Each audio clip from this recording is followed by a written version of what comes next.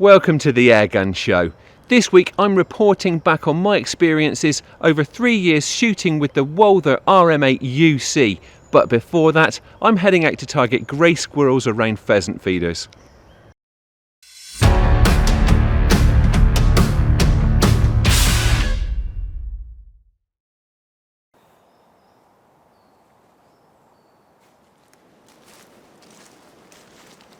Right, I'm out on grey squirrel control rounds today. Now, they used to be really abundant in these woods and they've done a heck of a lot of damage, particularly in the newer plantations where they have killed and deformed a lot of the younger trees.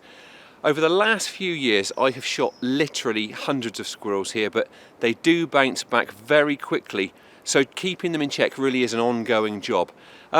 Now, I have used feeding stations here quite frequently and with really good results, but today I'm going to be targeting some game feeders. Now, obviously the pheasant shooting season has finished, but the gamekeeper has kept a few feeders going and they are getting a lot of attention from the squirrels now because natural food is still fairly scarce.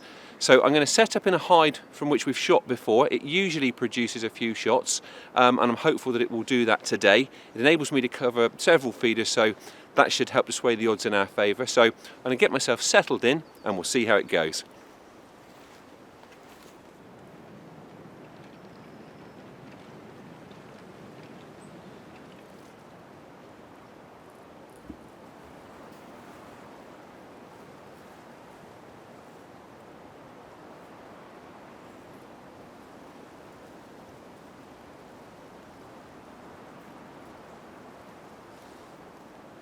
Jay was absolutely gorging on the feed then.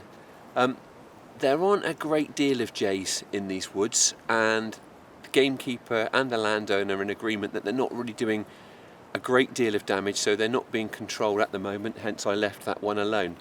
Haven't seen any sign of the squirrels yet, but I'm not really surprised. They tend to really start to feed hard as evening approaches, when the light starts to dip just a shade, so I'm still confident that they will be along.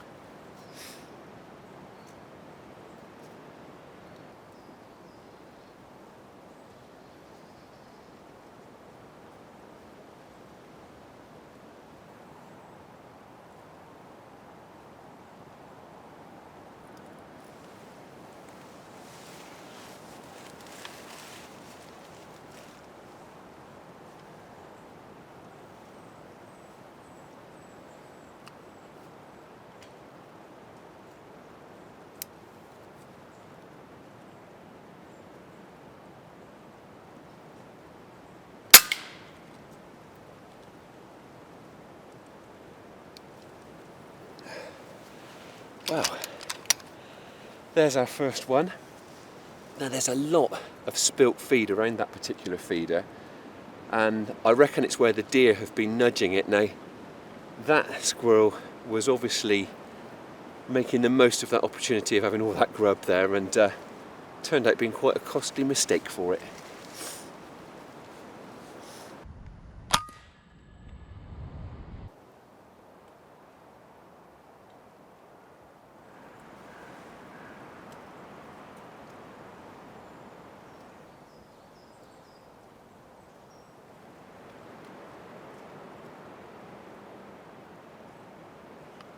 On top of the right hand feeder, mate.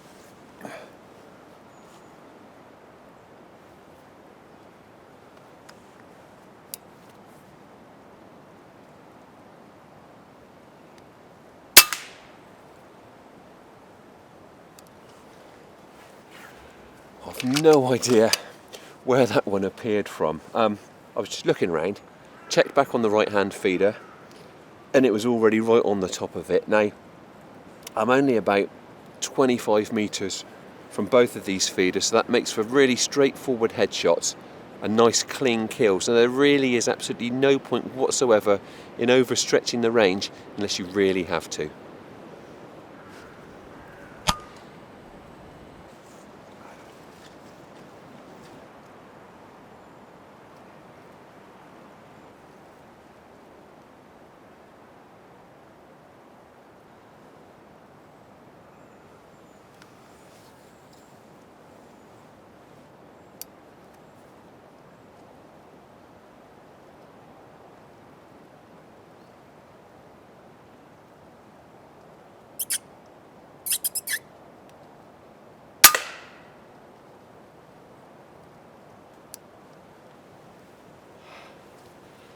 Another one absolutely stuffing its face there.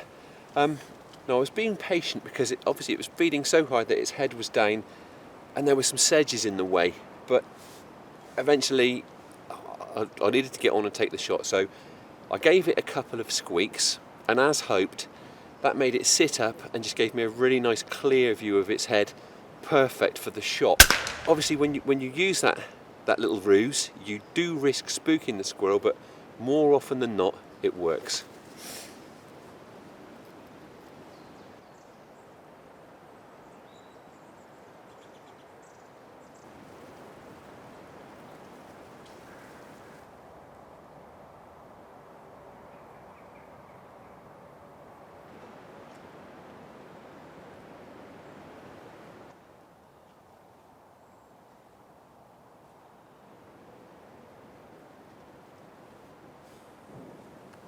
Up the tree, mate.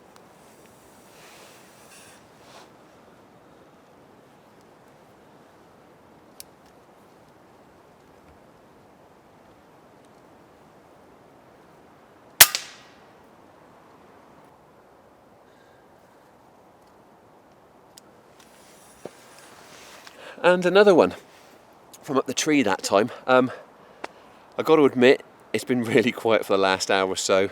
I was about to give up. Spotted that one up the tree. When I saw it, it was already frozen dead still, so I reckon it had probably clocked us, so I didn't want to mess about waiting for Nikki to get one of the main cameras on it.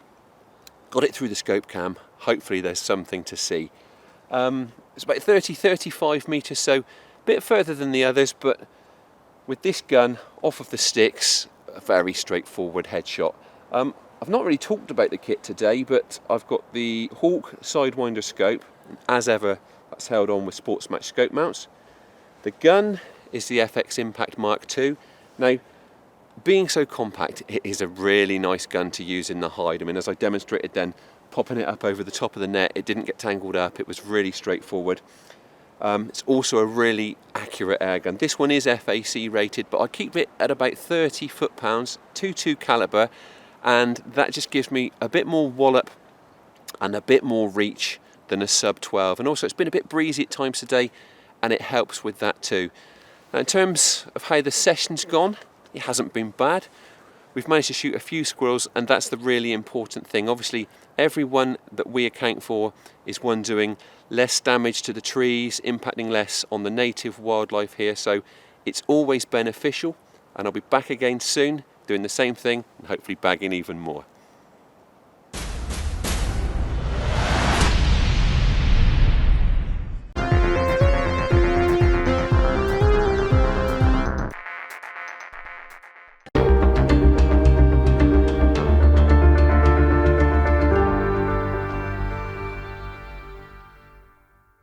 A nice session on the squirrels there. Next up, I share my experiences shooting the Walther RM8 UC over the past 3 years.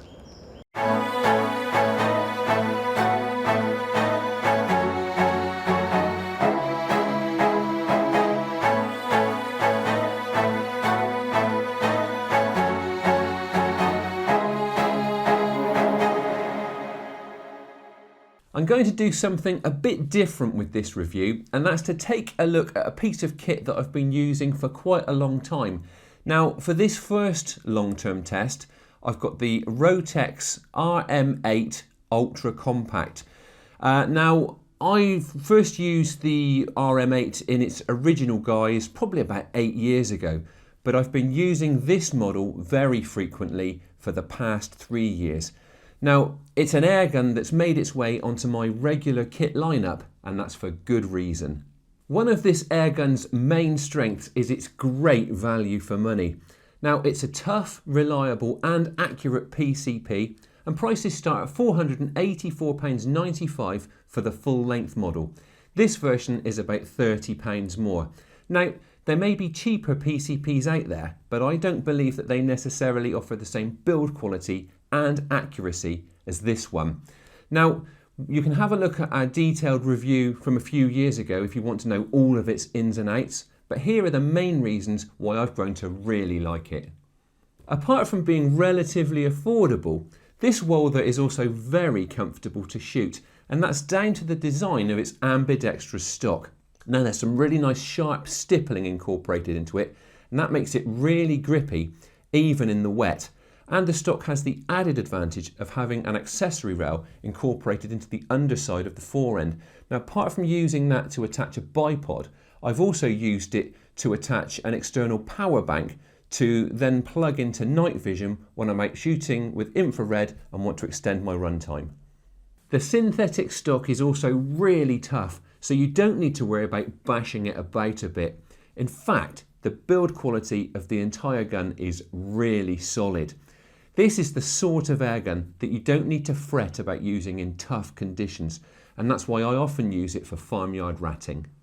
At only 91 centimeters long with the supplied silencer fitted, the UC version of the RM8 is a pretty compact airgun. Now it balances nicely in the shoulder, and it also handles very well in the confines of a hide.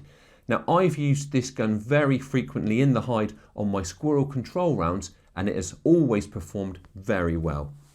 I've also got on really well with the 8-shot magazine and side bolt action. Now the magazine is a very simple design, which means there's virtually nothing to go wrong on it, and consequently I've never had any jam ups with mine. Now the fact that the magazine sits beneath the scope rail is another great plus point, especially for shooters who, like me, like to mount the scope fairly low to the bore. The cocking and loading mechanism is also very good, and the bolt has a nice big handle.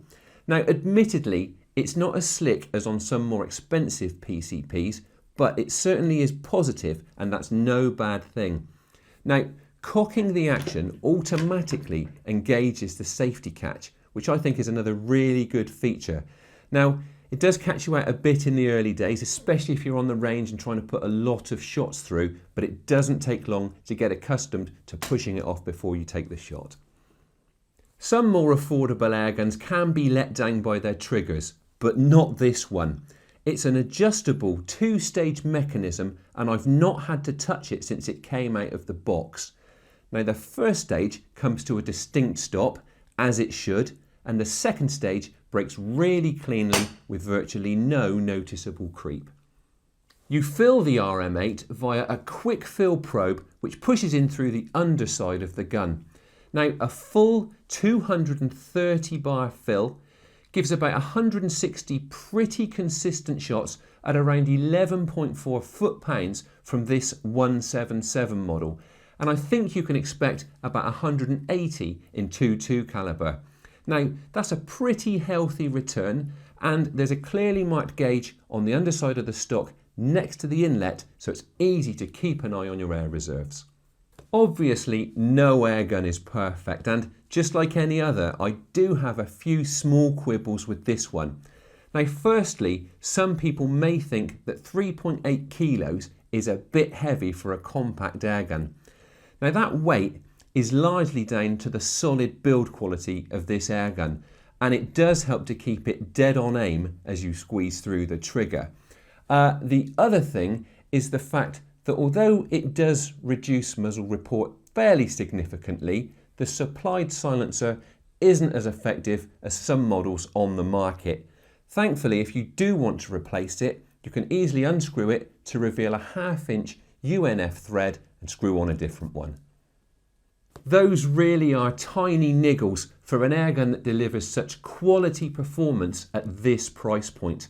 I really do think that the Walther RM8 UC is hard to beat when it comes to value and reliability.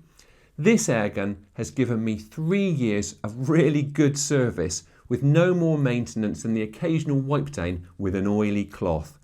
Tough, accurate, dependable and relatively affordable, I reckon it would be a great choice for somebody looking to buy their first PCP, or for more experienced shooters who want a real workhorse of an airgun that can stand up to the rigours of serious pest control.